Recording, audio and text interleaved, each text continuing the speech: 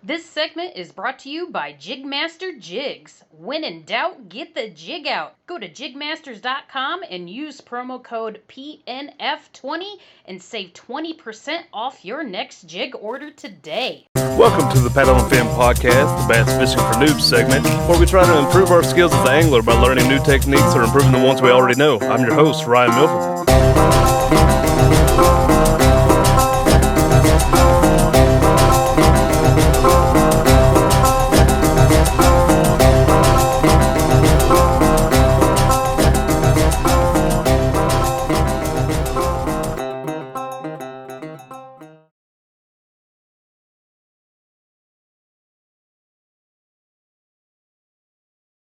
Welcome back to the Paddle and Fin Podcast, the Bass Fishing for Noobs segment. I'm Ryan, and we got Sean here today. Hey, guys. And today we wanted to do a little episode about, proper handling of fish for catch and release to help ensure that they survive after you release them. So today we got Mr. Jason Broach on here. Welcome to the show. Hey, how's it going? All right. To start it off, why don't you, tell who you are, what you do, and all that good stuff. All right. Jason Broach from Bluffton, South Carolina. I work with the South Carolina Department of Natural Resources. Marine scientist, expertise in aquaculture, pretty much fish farming, but as it relates to research and figuring out ways to do it better. Kayak fishing since 2007. Tournament fishing 2010. That's pretty much me in a nutshell. Born in South Carolina, school in Alabama, school in Florida, fishing all across the country. So. Did you always know you wanted to do something fishing related as a job?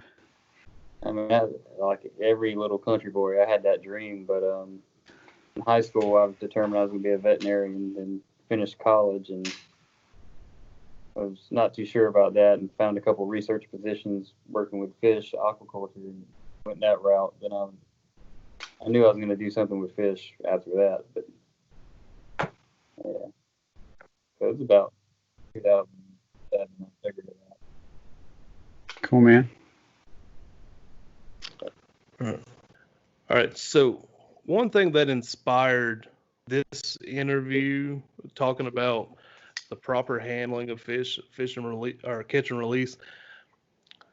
I've wanted to do an episode like this for a little while, but what really pushed it was I saw a picture posted on Facebook of somebody having fish grips on a fish, and they had it like kind of twisted to where the handle was underneath the fish, and the part that clamps down was going all the way through the fish, all the way around their lip bone. I guess that's a bone. I'm not real sure on the biology of a fish, but yeah, I know that that's not supposed to go all the way through.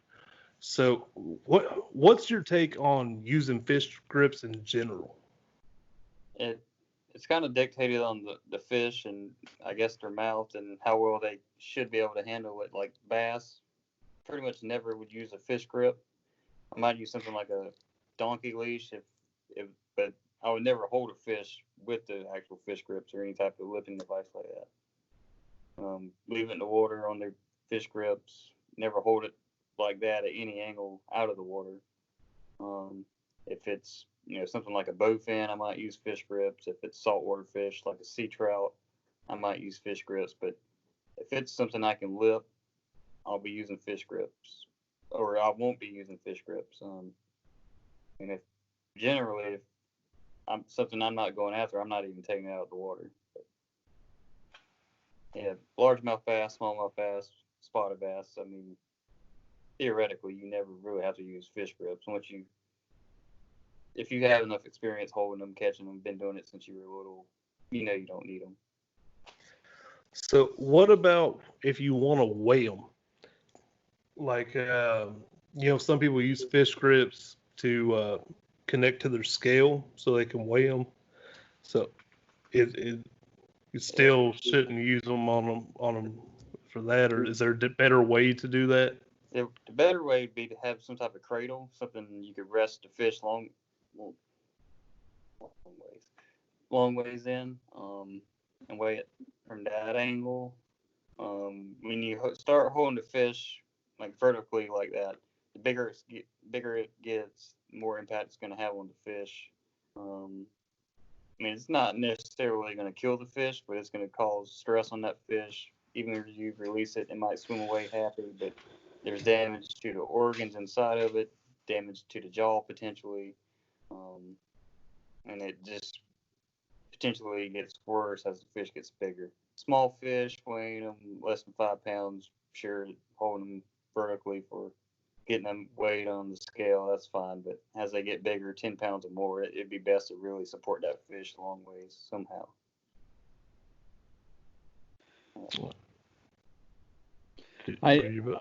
I always wondered too, most of the scales I have just have the hook on the bottom, and I've seen people just hook it kind of behind the gill plate. I imagine that's really bad, right? Yeah, that and even poking it through just the flesh below the jaw. I mean, never make a hole if you don't have to, but don't get near the gills, especially. That's the primary organ that controls their whole life. Best way to do it would be those type of vice or fish grip like devices to where you're not puncturing through there and doing it that way. Okay. Any type of hook device. And it's not necessarily going to kill the fish, but it's not going to make it happy. And it's something that fish might stress after you release it for a couple days or weeks or months, depending on how you handle it. I figured the gills were important, but I mean, also the mouth is obviously important because if it can't eat, it's not going to do too well, right? So. Yeah.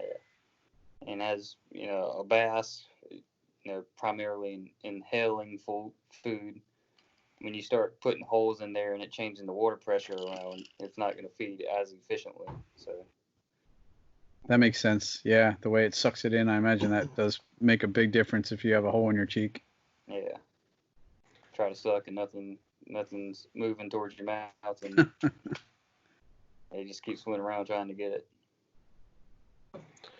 So a while back, I heard an interview on another podcast from another, I believe he was like a marine biologist or something along those lines, something smarter than I am. And it was him and his wife, actually, and they both did the same thing. And they were talking about, taking the fish out of the water and how, like, the air can hurt the fish. I believe they were talking mostly about trout, but they said with pretty much any species, just try to limit it to, like, 10 seconds of out of the water time. And I know trout is a lot more of a, I guess, say, vulnerable type fish than a bass. But how would you relate that to a bass? Because I know, when we're doing kayak tournaments, we're taking the fish out of the water, we're putting it on the board, getting it set up, taking our picture. It takes a lot more than 10 seconds to do that, unless you're just a complete pro at it, I guess, and the fish is very cooperative. So that made me curious from that aspect. Like, well, how would you say that relates to bass? I mean, so growing up, I did a lot of fishing and everything, but when I finally started my master's at Auburn, I learned a very important rule about fish, and that was we were working with crappie at the time, doing some hormone-induced spawning, and my advisor, the professor, he was watching two of the first students that picked up a crappie out of the water. And he's watching them, handle this fish. 20 seconds goes on, 30 seconds goes on. Then he says something that the whole class just was like, whoa. But he just said, don't forget, fish live in water. And that was just like, that is true. And when it comes to like kayak fishing, angling, the whole CPR, I mean, that's something you have to remember. If that fish starts losing water, starts getting desiccated even on the skin, it starts affecting the slime coat. And that's its barrier against, all those different pathogens that are out there, bacteria infections and things like that. But also, anytime the gills start drying out, they're not going to function like a. As long as the gills are wet, they can potentially transfer oxygen. But the longer that fish is out of the water, more stuff starts drying out. That, I mean, you just start opening up areas, the potential to mess up proper gill function, mess up the slime coat of the fish. So, in terms of an actual time that it would take to really have an effect on fish, you know, that's something they probably do know more about with trout because it's a highly aquaculture fish, and you know, it's pretty sensitive, not as hardy as a bass. I've seen bass head out of the water for 2 minutes and they seem to do swim off nice and fast, but I've also seen them hot summertime conditions held out of the water for 20 seconds after a long fight, and you know, they just don't make it. But definitely keeping the fish wet, keeping the fish in the water as long as possible when you are in a CPR tournament, that's going to help prevent any type of, you know, injury to that fish down the road. So, you know, they were saying in the interview I heard, they were saying like it wasn't like bring it up for 10 seconds and then put it back in the water and then bring it back out 10 seconds. It was 10 seconds total. So would you agree with that? Or I wonder because you say as long as you keep the gills wet and all that stuff. Yeah, as long as you're keeping that moisture on it, keeping it wet. For bass, I don't think it's going to be as big as a problem. Part of that is the type of scales, and just the sensitivity of the fish. Bigger scales on the fish, like a bass, they tend to handle it better. Smaller scaled species like freshwater trout and even saltwater sea trout, they don't do well because it can just dry out so fast, and as it starts drying out, scales can start peeling off worse than they can on a bigger scaled fish like bass. How about netting them? Like I know some people when they catch the fish, they'll put the net in the water, you know, just so it's still in the water, but in the net. Is that okay? Or it depends on the net or? Yeah, I mean, that's definitely better than having the fish out of the water for sure. Just remembering that concept, fish live in water. Types of nets out there, rubberized nets are better, plastic mesh type nets, something that's not going to kind of slough off that slime coat of theirs. And that's something if you were to ever like spot a sea trout, for example, I mean, you can see the effects of different types of net quick on those fish. And that I'm all about rubberized nets now. That's all I use now for all species of fish. But bass, they can take a nylon net fairly well, not mess up the slime coat. But all in all, to take the stress off the fish, a rubberized net is better, and keeping that slime coat intact on the fish. I was going to ask about that too, because whenever I caught my personal best, you know, I just had a little cheap, you know, I guess nylon, you know, it's like the rope string type stuff.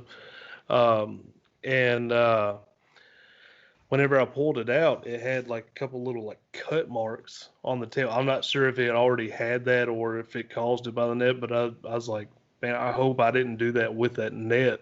Like when it was trying to like get away while it was swimming in the net, you know.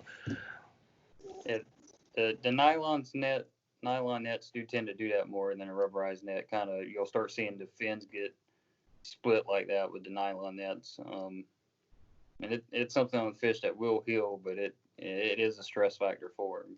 So. Yeah.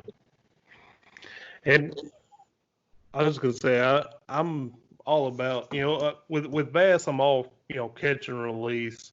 I've never kept a bass, and so I have very few bass that want to bite my lure anyways. So, you know, the ones that do, I want to keep them alive, so hopefully they'll bite it again someday.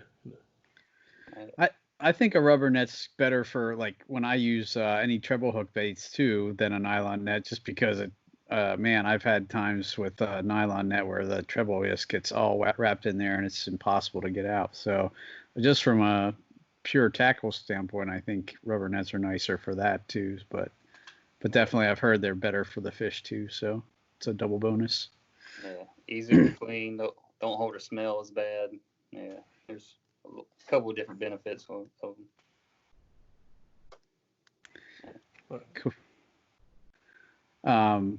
I know when we're talking about holding fish too, when people take their trophy shot, I've heard that you should support the belly, when you're never hold a fish just by the jaw horizontally, but you're saying even vertically is tough on the jaw, but especially or horizontally, if you're going to hold them that way, make sure you support the belly with your other hand or somehow support them. Is that correct? Yeah, and the bigger the fish, the more important that becomes. And there's a lot of emphasis on the jaw, but also just in internal organs of the fish. Also, I mean, it's spending its life in water, so it's got the physics in play where you got the buoyancy force of water taking pressure off its inside. As soon as you bring it out into the air, gravity just does what it does, and the bigger the fish, the more pressure it gets on organs moving around, hitting certain things that aren't normally moved around inside of them. So it's a jaw thing, internal organs, and as fish get bigger, it becomes more important to hold that fish horizontally, support its belly, make it horizontal as possible. I figure that in the big bass boat tournaments, when their fish aren't supposed to touch the floor, they get a penalty if they don't cleanly handle the fish. Like they wouldn't just boat flip a fish, or so I know even that potentially hurts the slime coat and stuff, and I'm sure smacking around on the deck of a boat, even a kayak, is not going to be great for them.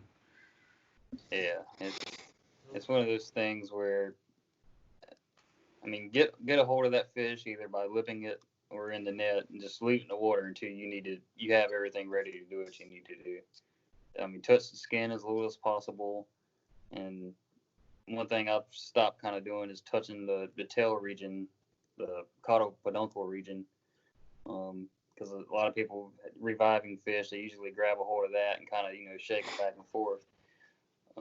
But the tail is also an important part of their life. If you get an infection back there and it starts eroding the caudal fin or the tail fin, then it's not going to swim as well, and that can hurt them down the road.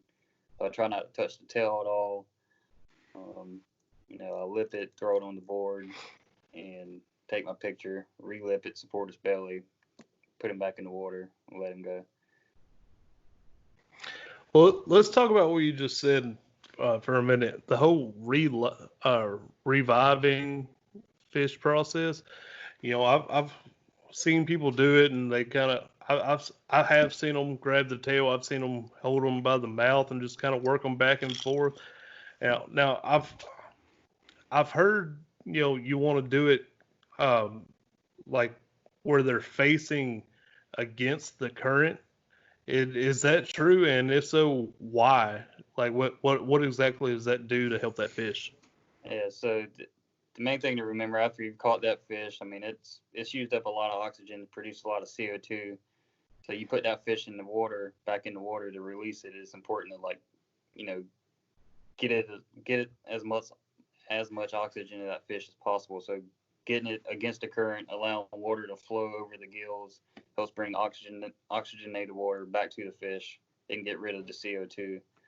So bass, it's kind of important. Even a bigger fish, though, something like a sailfish, you're fishing offshore. I mean, boats will hold those fish by the bills and go a quarter of a mile with that fish to help revive it, just to get oxygen back throughout the whole body of the fish. So that's the best way to do it. Kind of hold it by the lip or whatever, the front part of the fish, and just kind of pull it into the current, or get water flowing over the gills with oxygen to the fish. That makes sense.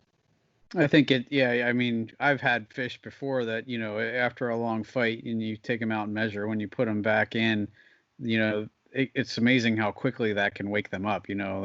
They'll be just kind of laying there, and then you do that a few times and it totally revives them. I guess that oxygen replaces the CO2 quick, and they're just go right back to being alive or like bright and awake, you know. Yeah, I mean it's no different than us holding our breath for a certain amount of time, as trying to do it as long as possible. Then just when we get that oxygen back, it's the same thing for fish. So, how effective is that for getting oxygen back in their system compared to like just letting them go and letting them swim off on their own? I mean, it depends on the condition of the fish. I mean, the DNR here has have done studies with red drum and just catching fish, big, 30 to 50 pound brood fish, and just letting them go back into the water. And they've actually had different tracking devices on them, and they'll follow the fish, they'll let it go, and it'll just sink straight to the bottom. And it's like, oh man, this fish is going to die. But within about 1 to 2 minutes, the fish ups right and starts kind of swimming up and down in the water column. Eventually gets on track and swims away. So eventually, like a hardy species like a bass, you could just let it go, and more than likely it's going to come back if it wasn't handled for too long and other stressful events during the whole capture. But if it's hot summertime conditions that it took a while to get that fish in, it's best to revive it. It can help reduce the impacts of losing that oxygen during the fight. I know I've definitely had trout before where even just getting them out of the water enough to get the hook out and put them back in, I think they're like just stressed enough that they don't even swim away. They just kind of sit there, and I could see him, just his tail was moving in the current, but he was just like, I don't know what, it just like in shock or something, because I could have reached right back down and picked him up again. But I guess they're a little more, like you said, a fragile species. Yeah, and like pretty much the only species that can't pump water across its gills effectively would be sharks. So if you watch the gills of bass and other freshwater fish we go after, I mean they're able to pump water over the gills. So you could let that fish go, and it's going to be lethargic, but long as you see those gill operculums moving and water being pumped over it, eventually it should be able to revive its own self. But the quicker we can make that happen, pulling the fish through the water, getting more water over its gills, more oxygen, it can reduce the stress from the fight. So a shark can't do that? I never heard that before. Yeah, I mean that's why they constantly swim. Other than there are certain groups of sharks that can do it. The nurse sharks, ones that primarily sit on the bottom, but a lot of the sharks have to constantly swim to get the water over the gills. Okay. So does a shark sleep? I don't think any fish really sleep. Okay. Really? I never knew that. So that makes sense, I guess. So bass don't sleep. Nah, they'll eat at 2 o'clock in the morning, 3 o'clock in the morning. Yeah. That just like blew my mind right there. They definitely spend a lot of time not eating, especially like during a tournament when you need them. But. or any time I'm on the water.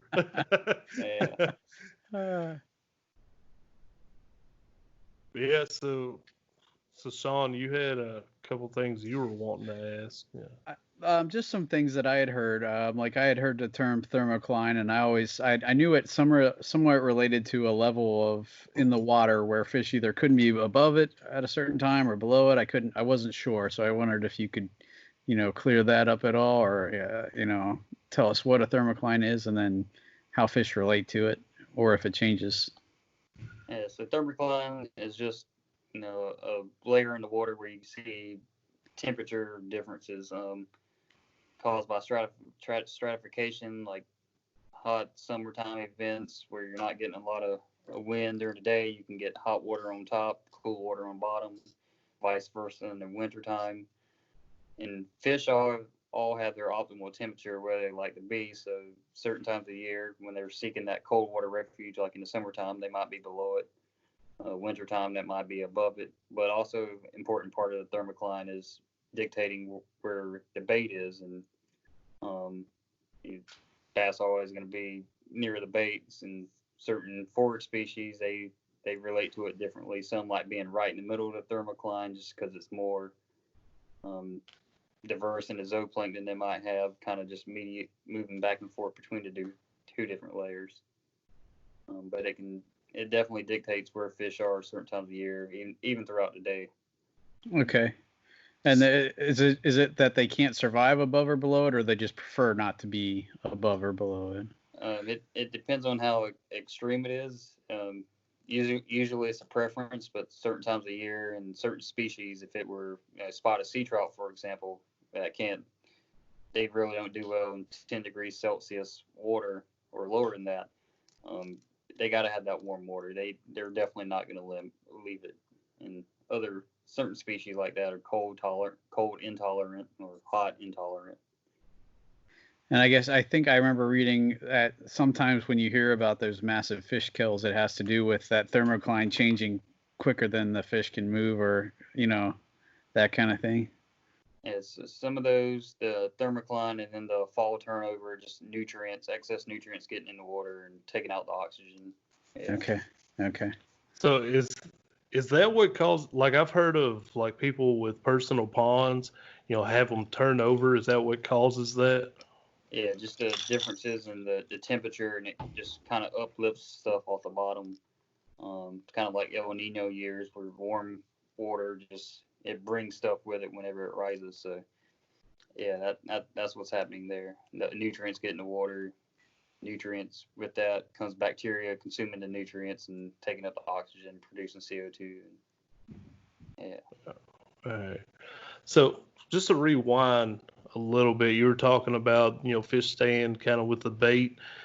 Now, if the bait is kind of in like an uncomfortable temperature, like not where the bass particularly want to be, will they still follow them to that area as long as it's like manageable? I know you said it can be deadly in certain situations, but Yeah, I mean that at first, the first priority is for them to live. So if it's something to where they got to stay at that layer to survive, they're not gonna food's the last thing on their mind. And if it was something like a cold intolerant species trying to be in warm water, it's not going to go into colder water where it's going to have a lower metabolism and not want to feed anyway as much. So the first thing is just to survive, and it might be tons of bait up top, but they might need to be below just to be in that optimal range for them.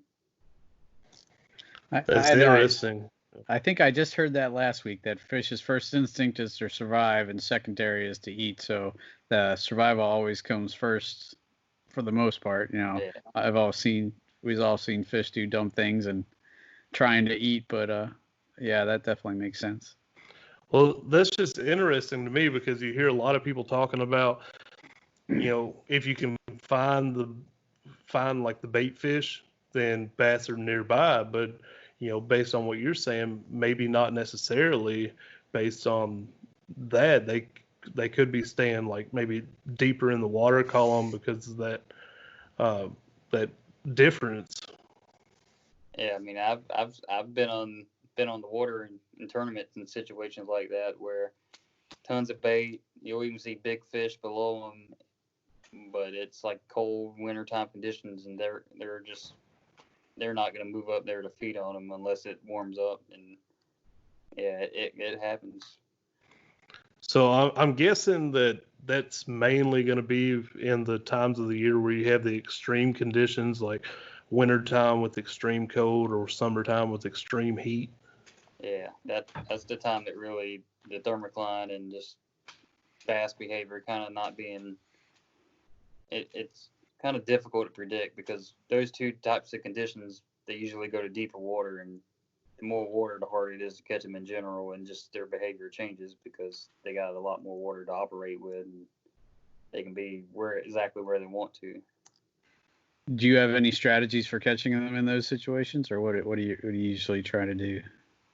Or you just don't fish during those times? Yeah, wintertime, that's one of those things I don't do too much. I'd rather drive down to Florida and, at least. Well, you ain't too far, are you? Do what? You ain't too far from Florida, are you? Yeah, I'm about five hours from the honey hole down there, so it's So not kind of far, but not like crazy far. yeah, I'm at 3 hours to the border, but 5 hours to the honey hole I was stuck with for a couple years, And where exactly is the honey hole? and it's no secret anymore. It's Fellsmere, Florida. Everyone knows it now. Yeah, it's a fun place. I think if I lived 5 hours from Florida, I'd be there a lot. Yeah, when I first started this position in South Carolina, I told myself like I'm gonna be down there like every other weekend though. It's okay, but I haven't been down there in a while, and yeah, it's been on fire in that lake and Oh, just I around bet. that. Yeah, What are you, What's that? Sean? Probably like 14, 15 hours. Yeah, I know it takes us 8 hours to get to North Carolina, so I can't imagine it's probably at least 16, I would guess. I don't know. it's worth it, but yeah. That's not exactly a quick trip for me, but Yeah. but South Carolina isn't too bad, is it? I mean, I don't know, temperature wise. How cold do you get? I mean, it didn't snow last year, but I mean, 30s. Okay. That's a cold year. Yeah. Okay. So I guess, yeah, that will slow them down a good bit, but Yeah. Like I can't fish comfortable whenever I'm cold. If I start adding layers and I can't feel my fingers, I don't fish as efficiently as I need to. So I can just avoid that. And yeah. I feel you there. I've continually fished throughout the winter this past year, but I didn't continuously kayak fish because I had to put on more layers and stuff. So my dad's got a boat, so I'd go out on the boat with him. I think like January and February, and that way I can wear my layers. It'd be rough trying to paddle in like coveralls and all that. Yeah, you just feel bulky, and like half the time you miss a fish because you really didn't feel it because you couldn't feel your fingers, and yeah, I don't like it. So let me ask you this real quick. Since you are pretty smart in like fish behavior and all that, there's kind of been some talk about warm weather and cold weather and all that. Do all bass pretty much tend to like the same temperatures, or are regions a big play in that? Like we talked about, we got our buddy Josh Smith from the Dark Waters kayak fishing podcast. He lives up in New York City, so we're doing a bracket style tournament here at Paddle and Fin, and I had to fish against him, and we were talking about with it being a little cooler. He had cold weather conditions. I had cold weather conditions for me here in Tennessee, but it's like summer conditions for him. So my theory is, his bass are more used to the cold, so they should bite a little easier in cold.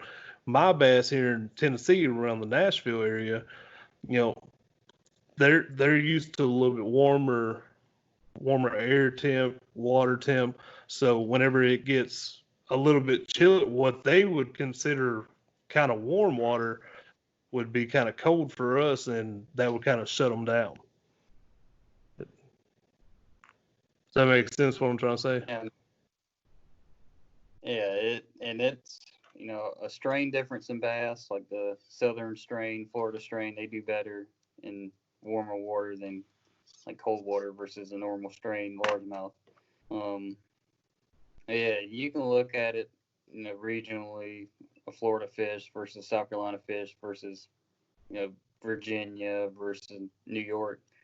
Those fish they're definitely more adapted being in cold water, and that being not really, I'm going to say a natural, but dealing with overall cooler temperatures, they're better to adapt to versus like a southern fish. You expose it to 30-degree water for too long, or I guess it's going to be frozen at 30.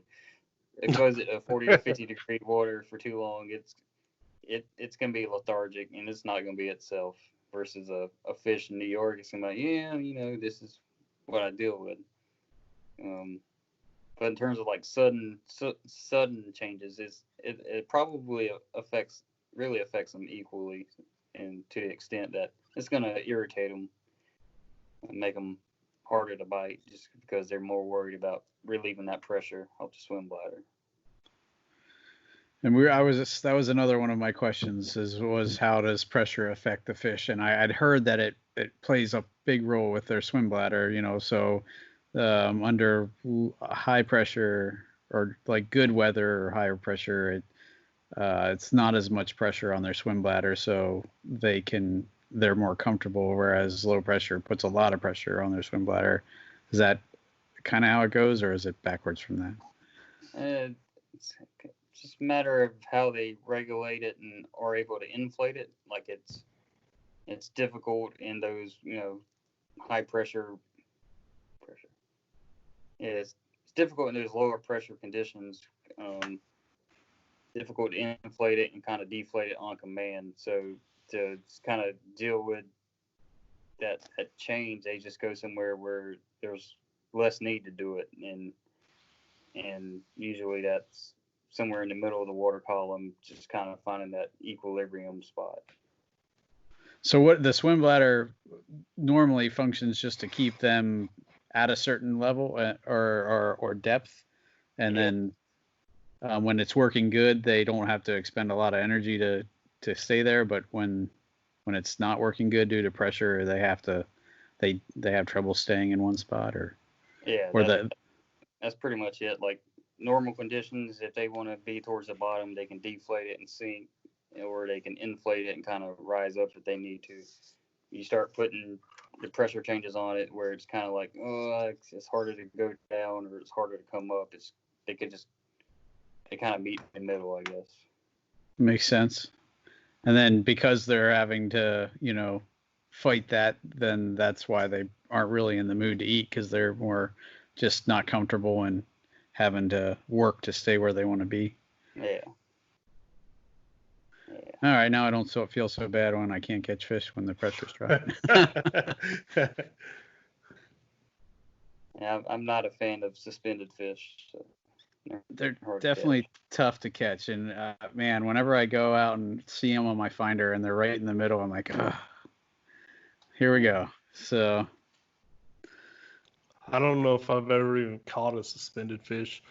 I the only technique I can really come to mind with a suspended fish is like a crankbait, or maybe a swim bait rigged for that. But yeah, at crankbaits I have no luck with. I'm a terrible crankbait fisherman, so those fish ain't for me either.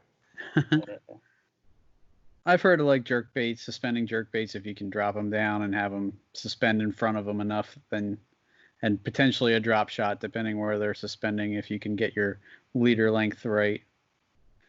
I can see that.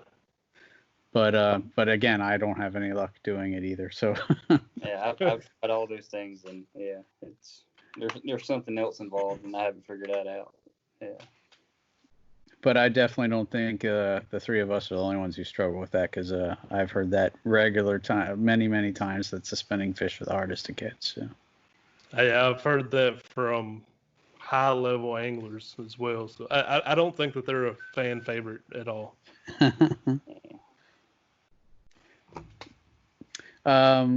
One of my other questions was why you always hear that it's best, or it's good to fish around the full moon, like the 2 days leading up to the 2 or 3 days leading up to the full moon and the 2 or 3 days after. And I know, so I figured I'd ask you about that too, if you know why that happened, why that's better. Yeah, part of that is it just opens up a bigger feeding window for the fish. They can feed throughout the night, and they just get more active. All in all, just knowing that moon's coming, especially if it's certain times of the year, like when spawning temperatures are approaching, they just in general will get more active because everything in their body's going right, and they know they need to stock up on food to get that energy to those babies, those eggs, and all that. So is that a visual thing, or is that they just know I don't know, based on how long it's been since the last one, that it's coming again, or like if it's cloudy, are they going to know that it's a full moon? Yeah, they still feel it for sure. It's that gravity's changing a little bit, and we might not necessarily feel it, but they feel it. All wild animals are keyed in on it. They know full moon, certain time of year when the photo periods are changing, temperatures are changing. That just changes their behavior. Interesting. Huh. So is it true? I've heard people talk about the full moon and like 3 days before and 3 days after, something like that. The crawfish hatch. So throw like a crawl imitation. Is that true, or is that just kind of like a folk tale? Or I mean, specifically for crawfish, I'm not sure of, but like certain types of insects, I mean, they would definitely might hatch on different moon phase. Other fish species spawn on different moons, and predators know that. So, predator fish, bass, can key in on the moon, even if it's not directly related to bass themselves. It might be related to a food or predator and things like that. One question, when we were talking about spawn, and Ryan was asking about the difference between a New York fish and a Florida fish, it made me wonder, like, so I know you hear certain temperatures for spawn. Is that going to be different by the strain, like whether it's a Florida fish or a New York fish? Like you always hear 55, 60 degrees, when it started hitting those water temperatures, it's coming. Is that generally the truth for most strains, or it depends? As far as I know, I mean, there could be like a lower temperature for like the northern strains, and the warmer fish kind of, it's a little bit higher. But in general, that 60-degree mark, fish start getting active, start making beds. I think that's true no matter where you really go. So 60 degrees is really the kind of key temperature you want to look for. Yeah, 60 degrees anytime in March. That's what I start looking for around here. Okay. Yeah, we don't see 60 until we just started seeing it here in Pennsylvania. So, and give or take a couple of cold nights, and it goes right back down below it again. So, how does that work? Like, so will that shut it off until it warms back up again, or once they start, then they kind of keep going?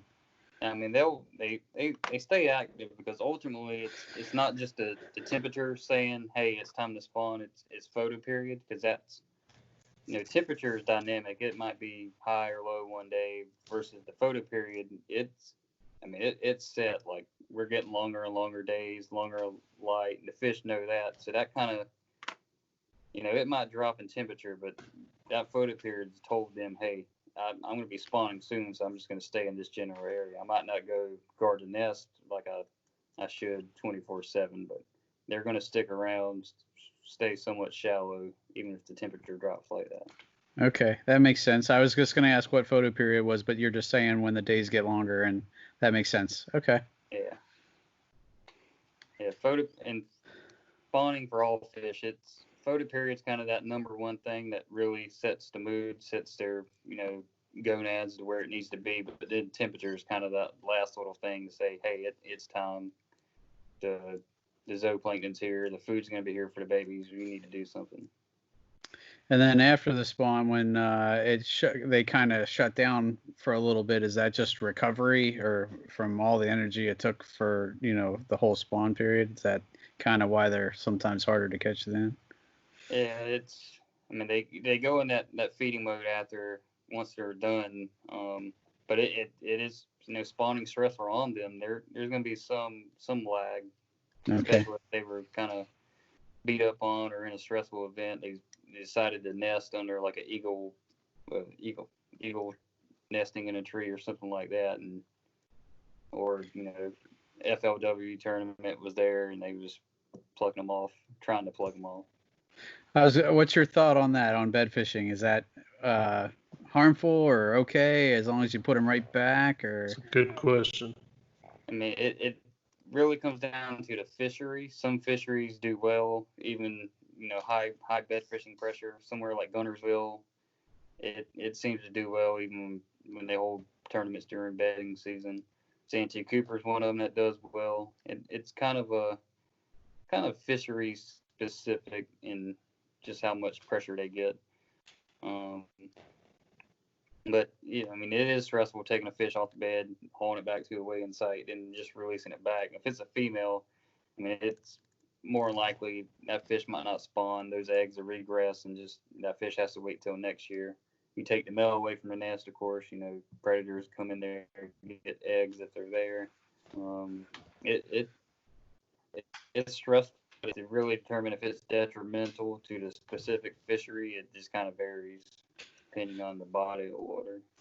I had seen some videos about taking the males away and how quickly the predators move in. It was kind of amazing. You know, they're saying, you know, matter of even minutes to even, you know, under a minute, the predators will move in if once they know that male is gone. It's crazy.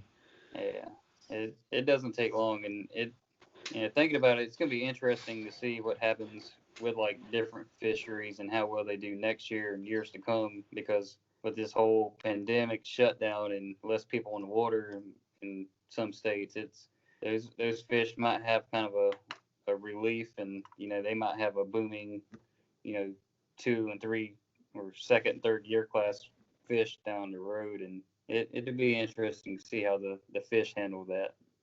Well, I'll have the opposite of that here, because ever since everything's kind of shut down, the boat ramp that I've been going to more regularly, you get there, you cannot find a parking spot. Like, you got to park in the grass somewhere. It's been crazy how many people were out there fishing. Yeah, we had a 1 month shutdown where no public ramps were available, but of course kayaker you can throw off the side of the road. So yeah, see, we haven't shut down fishing at all. When I said shut down, I'm talking about like businesses. We did shut down, you know, non-essential businesses. So you know, a lot of people were off work, and so they're going fishing because they never shut down any ramps or anything. I think there were a couple ramps around dams that were shut down. I'm not sure the reason of that, but for the most part, everything was still open fishing wise. yeah, wish that was the case here, but we'll see how the fish do. I think they'll do a lot better next year down the road. It's interesting. Last year I live about 15 minutes from the Susquehanna, which is supposedly world-class smallmouth fishing. And, you know, there's definitely been times when it was like that. But last year, for whatever reason, smallmouth, at least in my area, were really, really hard to find. And I've read a few articles about it. And one of the things they were saying is that right during the spawn last year, we had very high water flow, like a couple of heavy rains, you know, and a period of much higher, faster flow. And they're saying that might have really messed up the spawn for that year, you know. And I believe something happened, because it was really tough last year, right in my area, for smallmouth. I mean, I think now, not that I'm a super smallmouth fisherman, but I was out, I want to say 20, 30 hours right on the prime season, and I caught 2 fish. So I could catch catfish all day long if I wanted to, but smallmouth I just couldn't find. So yeah, I'm pretty sure there's some scientific papers out there where they looked at that kind of similar scenario for New River fish, Virginia, West Virginia, and at certain times of year, certain high flood events, high water events pushes them back, poor year classes of fish. Yeah. And we just had another 2 weeks of high water here, so I'm hoping that it didn't screw it up again for this year. But, you know, hopefully it wasn't as bad as it was last year this time. So hopefully it'll be okay. Yeah, a couple good years, it'll rebound.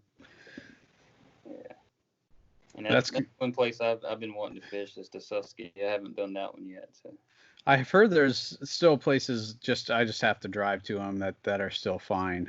I just haven't done it yet, so I gotta get some people to show me where to go. But But yeah, but I've already caught more than I caught all of last year in the first, 2 months that I've been out on the river this year. So I think hopefully this year will be a better year for sure. So Nice. Oh, dude, you're gonna kill it. You're gonna be like me last year. Once I got on the podcast, I like doubled how many bass I had caught in the past 5 years total.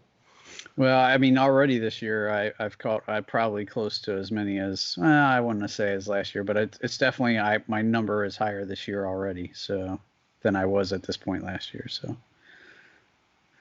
Right on. So, yeah, I'm out of questions for Jason. You got anything else?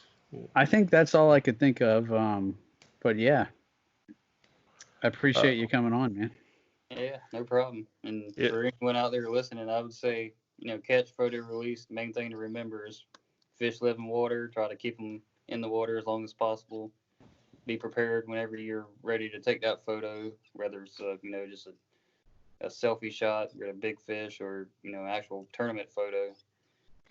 Have that identifier out, have your camera ready, have the board ready, get the fish out of the water, on the board, take the picture, back in the water, and quick as I know possible. one thing I was going to ask you. I know with trout fishing, I've heard a couple of people say always wet your hands before you touch the fish. Is that as big a deal with bass, or is that? It's not, but I always try to do it anyways, kind of a general practice, because like fishing, I just usually go after a lot of different things, and it's kind of a habit just to always wet my hands. It'll help, but not necessarily like going to be super detrimental if you forget for whatever reason. But it's definitely helpful. Wet your hands, wet the board, anything that fish's body is going to touch. If it's wet, it's better. Preserve the slime coat. Yeah. Okay. And to go off what you were saying before Sean asked that question, setting up the board, getting your phone ready with the camera on and everything, not only is that going to be better for the fish with it being out of the water for less time, but that's going to make it easier for you to get that photo and with less chance of that fish like jumping off. The longer it's out of the water on the board, the more chance you got of it trying to jump off, flop off. So it benefits you and the fish to do that. So yeah, be smart about it, guys. And practice it. Yeah. It's definitely, even if you're out fun fishing, sometimes it's good just to practice the CPR thing, putting it on the board, getting a quick picture, just so it's going to speed up the time when you actually do have to do it. The more you do it, the faster you're going to get at it. Yeah. So, was there anything we didn't ask about or we didn't cover that you feel like we should touch on before we close this off? As far as I know we started off with, with I guess healthy procedures for handling fish, and we kind of got into fish behavior. But as far as handling fish, was there anything that we didn't cover that you feel like we should touch on? No, I mean, I think just kind of a general 101, that's pretty good synopsis of it. All right. Yeah. Well, appreciate you coming on here and talking to us about this. I know this is it's something that's talked about, but it's not, if you know what I mean. I mean, I've seen a lot of photos where I just kind of go, kind of cringe, kind of like I did at that fish grip photo, and I was kind of upset about that photo when I saw it, but then it's like, okay, maybe it's just misinformation, or don't have that education to know that that's hurting the fish. Yeah. And that's what this segment of the podcast is all about, is education. And, it's mainly about, trying to figure out how to catch the fish, but we got to maintain the fish too, if we expect to continue to catch them. Absolutely. Everything. I mean, we're pretty much everyone's a resource manager in the way they handle fish and, harvest and whatnot. And we take care of it, it's going to always be there. So. Yeah. Right on. Well, do you want to, you got any social media or sponsors you want to shout out real quick? I can be followed on J-Bro Kayak Fishing Instagram, webpage, Jason Broach Fishing, Facebook page, J-Bro or Jason Broach Fishing, I think also. Sponsors, there's a pretty good list, but been with Hobie a while, Ram Mounts, CDAC, yeah, Lowrance, Ego Fishing Nets, talking about the nets, the rubberized nets, they make a lot of different ones for kayak anglers, and they're awesome. A lot of different other companies, Pure Fishing, Cal Coast Fishing, Bioena Power, Ketch USA, and a couple others. Can't remember off the top of my head. That's a pretty good list. But if I use their products, there's a reason for it. It's not just for show. It helps me be a better angler for all the sponsors I do have. So Awesome. Right on. But yeah, thank you guys for having me on, and I hope what I said helped a little bit and helps people out. Yeah. Definitely some good information for sure. Like a lot of things I didn't know, like fish sleeping. Who knew? Yeah. Can't close Or out. not sleeping. I don't think I'd ever really thought about it, to be honest. So, yeah. So. All right. Check us out. All right, guys. Well, once again, thanks for tuning into the Paddle and Fin network, specifically the Bass Fish for Noobs segment. As always, we're here to bring you the techniques, the tricks, and the tips to help you rip some more lips. Thanks, guys, and have a good evening. Later. Thanks for tuning in to another killer episode on Paddle and Fin.